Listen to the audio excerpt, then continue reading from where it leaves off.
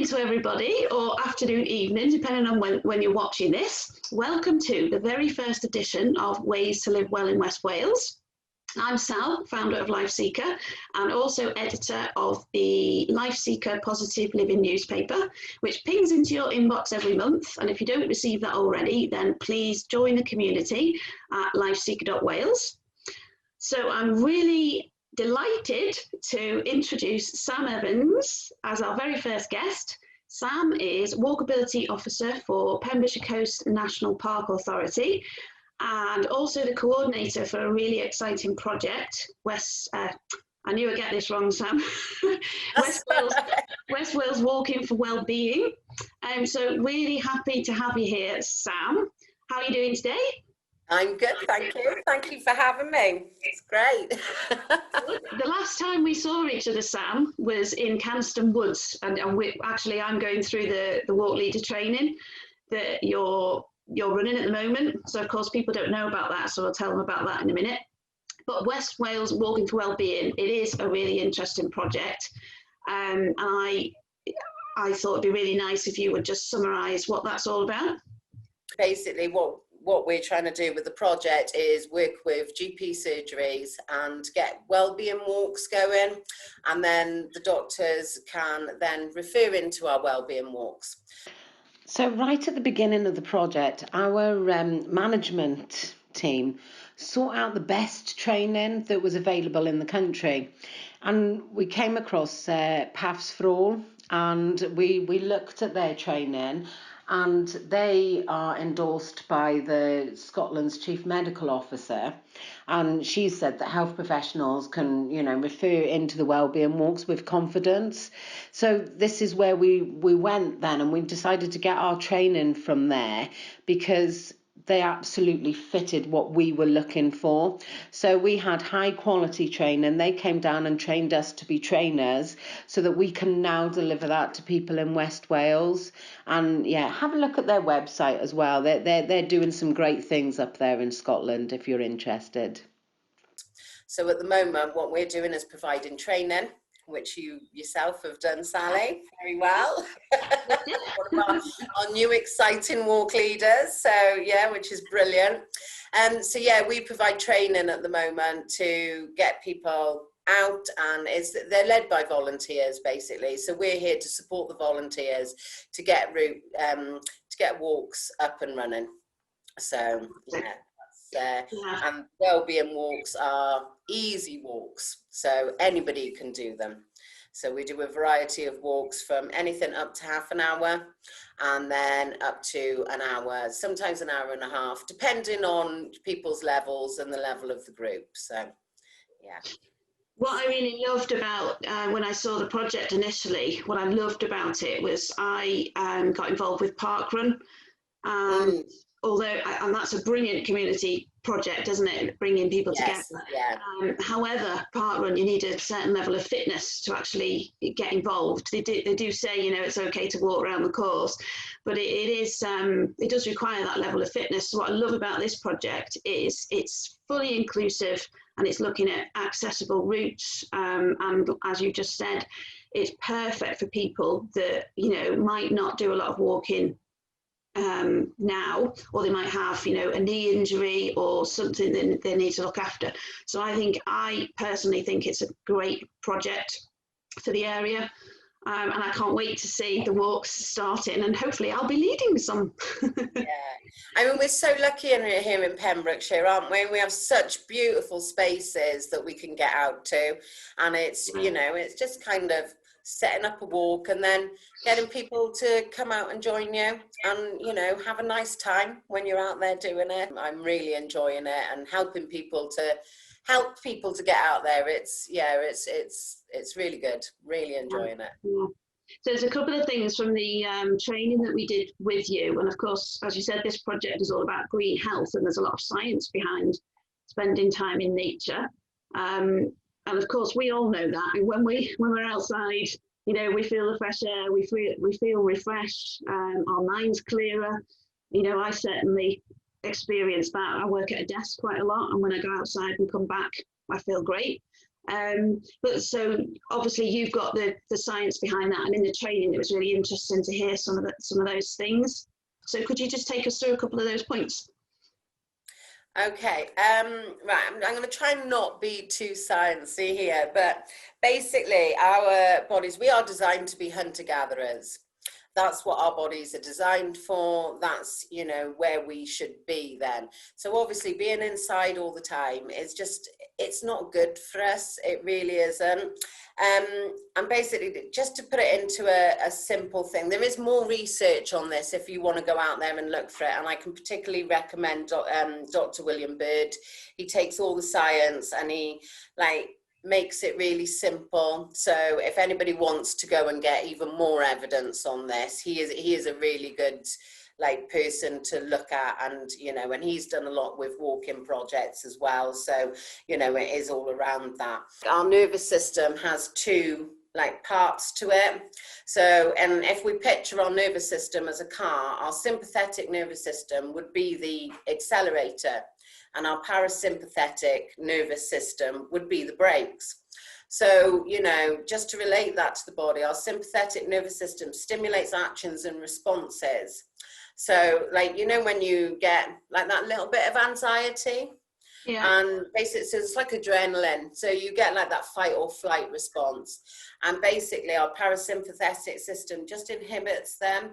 And there is so much research that just actually being out in a green space just does that naturally. And I've seen it. I've seen, you know, working with numerous clients over the years and different things. I've seen that actually just happen. And I didn't know why, but you know, I kind of just saw that people calm down. And I know that for myself, that's, you know, it's something that's really, I really need, you know, and I think I do it naturally a lot of the time, but during lockdown, I actually did struggle a bit because I live in Haverfordwest and everywhere I went was kind of like tarmac, and I just needed to find some proper green space for me. And I was really lucky. I found Scotchwell Woods on my doorstep.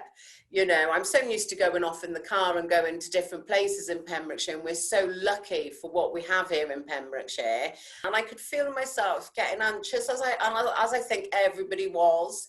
But it was just so lovely going out walking and speaking to people. And, you know, it was the one time of the day that you could actually go out of your home and have a chat with other people as well. And, you know, I did kind of turn into, I always say, my mam Guy, my mother-in-law, you know, she loves to chat to people. She's, you know, so I was like that. And I was making sure that I lifted my head and said hello. And yeah, and it was really lovely. It really helped me during lockdown. It's just such a simple thing that we can do. And, you know, some people are nervous about going out for a walk. You know, if somebody's had a fall, they're just a bit nervous to go out on their own. And, you know, so this is why we're trying to train walk leaders, so that they can help people. Having somebody there is just what they need. And that's all you really need to be a walk leader. And, you know, and a cheerful disposition, and, you know, be willing to speak to people. It's such a simple thing to do, I think. And as you say, you know, let's not make this too complicated. It really is gathering in a green space to enjoy some time together. So, you know, as well as moving, keeping ourselves active, we're going to meet new people. You know, I'm sure people will take confidence from that. There's all sorts of benefits that are going to come out of these walks. I can hear your sports science degree coming out there, Sam. So it's good to hear the scientific background, so you're very well placed for this project. We have had funding from the Healthy and Active Fund. And basically we are a project that we've got several partners. So Pembrokeshire Coast National Park Authority are the lead partner. And then we have another partner, Ceredigion Active, and that's with Ceredigion County Council, and they have a coordinator there. And then we have the Carmarthenshire 50 Plus Forum, Walking Well Carmarthenshire. And also we have on our board, we have the Hywel Public Health team, so Public Health Wales, and also we have Snowdrop Independent Living, because we have part of our funding is to get equipment to help people get out there as well. So that's a really exciting part of the project, as well as the walk-in. There's going to be a lot of people watching this that are quite interested in joining the walks, and it'd be really good just to give them a bit of insight, wouldn't it, just to, you know, what they can expect when they arrive, through to when they leave. Could you just give us a really quick outline of what happens? Okay, so everybody turns up at an agreed spot, and then they're welcomed by their walk leader, and we also have a back marker as well.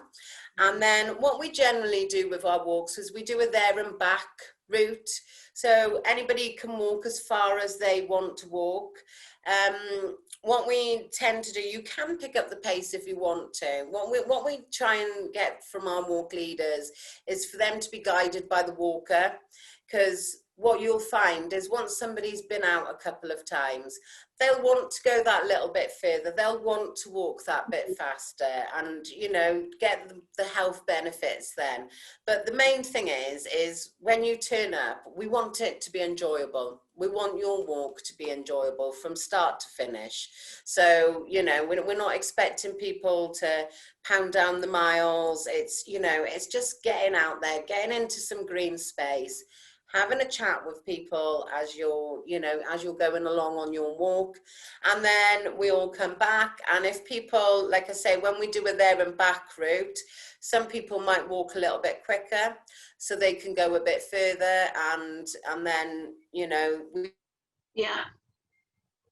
we then scoop up everybody, and, you know, we make sure that everybody is there when we get to the other end of the walk. That's always quite important. We thank you at the end, and yeah, and hopefully you go home feeling a lot better and ready to go again the next week. Yeah. And hopefully you do a little bit of exercise in between. You know, we do find that our walkers tend to do a little bit more then. You know, they want to get better, they want to walk a bit more, and, you know, the recommended dose of like exercise a week, then, you know, if you were to say that exercise is a medicine, then you should have 150 minutes of it a week. And, you know, you can split that up into whatever, you can split up into 2 15-minute slots. It's half an hour a day basically, and like I say, you can do that in 2 15-minute blocks when you're starting out. There's evidence that says that, you know, once you're sat down for 20 minutes, that your body goes into hibernation mode, everything slows down. We're doing it now when we're walking at home, we're, you know, working at home, we're spending time longer on our computers, I think, and not getting up for that social chat either. You know, normally you'd go to the toilet and you might meet somebody and have a bit of a chat, you know, in the office, and like you're moving around, I think, even in the office a bit more, whereas, you know, at home we do tend to get onto our laptops, and that's it, we'll be there for a few hours. And I know that I'm guilty of it as well, and certainly have been during lockdown. Yeah, I've suffered the effects of lockdown, but you know, it's being mindful that, you know, every 20 minutes you should just get up,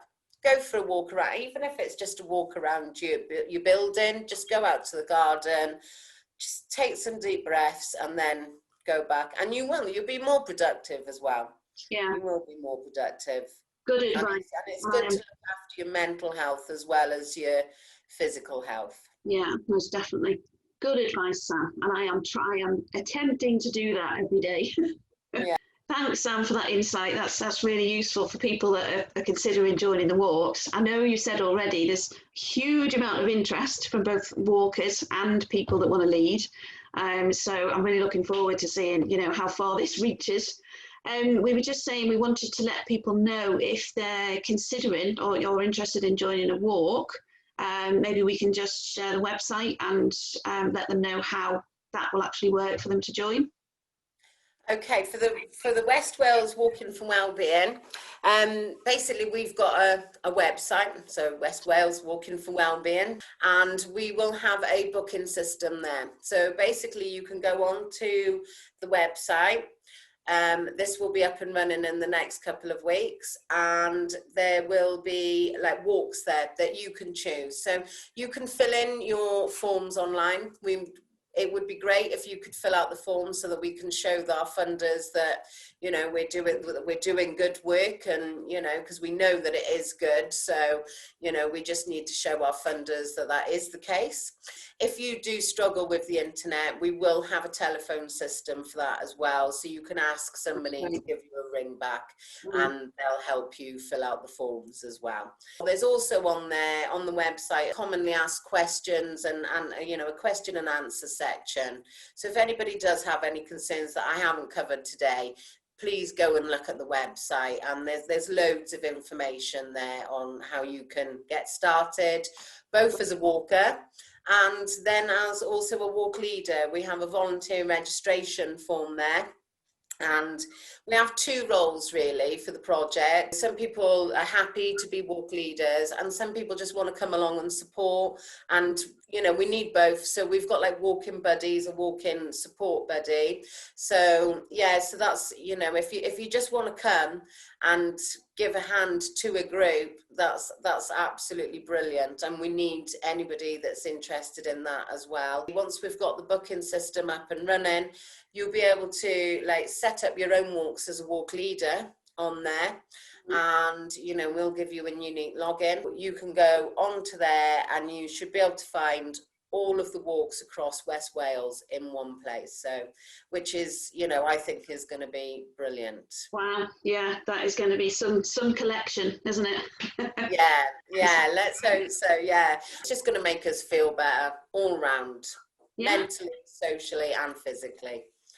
A happier and healthier West Wales. So that's great, Sam. That's really nice insight. Really good to hear about the project, and I'm sure people will be excited to get involved, as I said. We have trained as Life Seeker, so really looking forward to leading some walks, hopefully within the next month or so. So you know, doesn't matter what the weather's doing.